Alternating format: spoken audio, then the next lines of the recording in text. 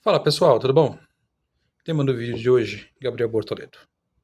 Devia falar sobre o GP da China que eu não falei? Devia. Devia falar sobre o GP do Japão que eu não falei? Já não sei, já passou. Devia falar sobre a Arábia Saudita que foi agora? Devia. Mas eu perdi o bonde.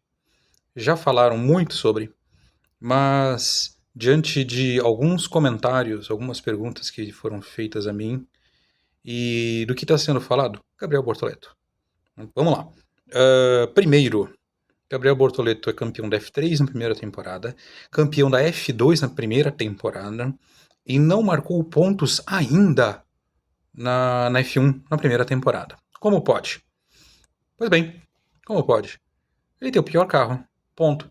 Ah, mas o Senna com a Toleman. A Toleman não era o pior carro. Para os adoradores da igreja sionista dos tempos antigos, a Toleman não era um carro ruim. A Toleman não era um carro para título, nem para vitória, mas não era um carro ruim. A Toleman era um carro para conseguir bons pontos. Inclusive, quando o Senna foi suspenso, só lembrar, Monza 84 Senna não corre porque ele foi suspenso. O substituto dele, se eu não me engano, foi o Hanson. Ele faz uma excelente corrida e vai a pódio. Não, agora não me recordo se vai a pódio ou se ele faz apenas pontos. Entendeu? Então, assim, a Toleman era um bom carro. Era um carro de vitória? Não. Era um carro de título? Não. Mas era um bom carro. Ponto. Ah, mas ele quase ganhou. Sim. Gasly, Pierre Gasly, ganhou com uma AlphaTauri. Quem que é a AlphaTauri? A AlphaTauri era a antiga Minardi. A gente vai falar que o Gasly é melhor do que o Senna? Óbvio que não. O Sebastian Vettel ganhou com a Toro Rosso. Quem era Toro Rosso? Antiga Minardi. Ah, o Vettel é melhor que o Senna. Não. Gente, oportunidade. O Senna conseguiu muitos pontos e conseguiu, com muito talento, extrair resultado de um carro bom. De um carro ok. Tá, acho que bom é muita coisa, né? Um carro ok. Legal. Ponto. Entendeu? Gabriel Bortoleto tinha que ter pontuado. Não. Por que o Huckenberg pontuou? Pelo caos que foi a Austrália.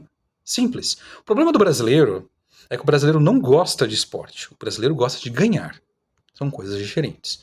Constantemente eu sou questionado, quer dizer, era questionado, né, até o ano passado, por que eu continuava assistindo Fórmula 1 se não tinha brasileiro? Porque eu gosto de Fórmula 1. Porque eu gosto de carro.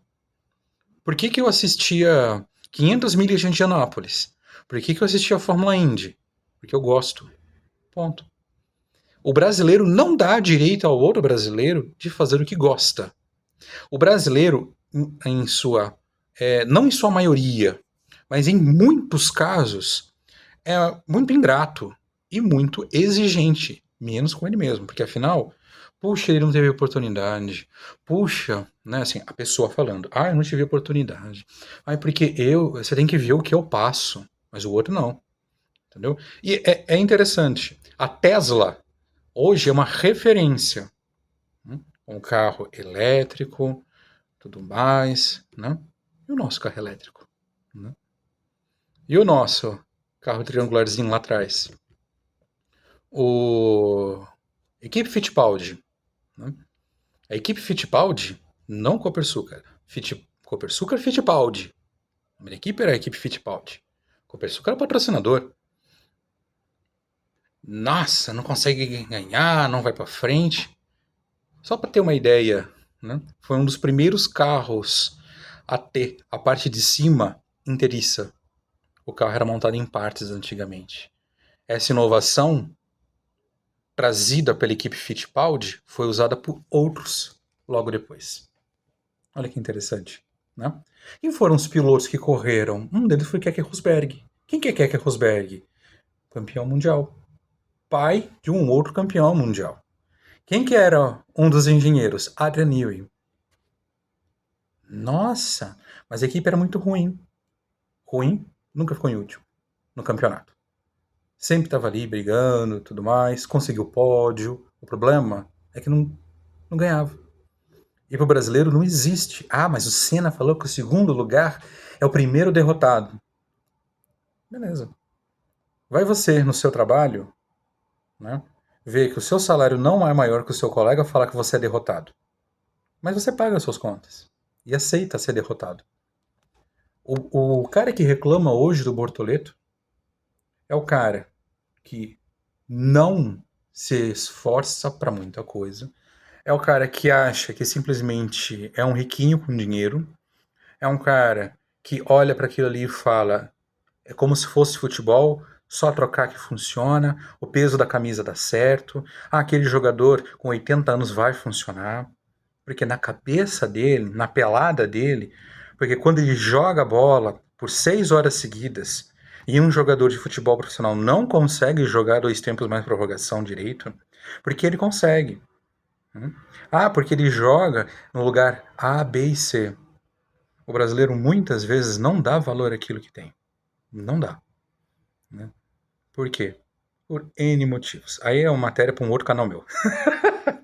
Mas aqui, né, falando sobre automobilismo, o brasileiro não dá valor ao que tem. Aí quando a gente fica 7 anos sem, puxa, por que não tem mais brasileiros? Porque quando entra, depois de 5 corridas, sendo que tá 3-2 pro Hülkenberg, 3-2.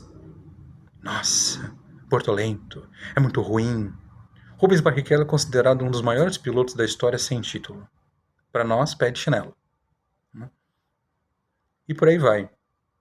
E termino com uma reflexão. Será, se fosse o seu filho, naquele carro da Sauber, pega um vídeo de onboard para ver como é fazer curva com aquela Sauber.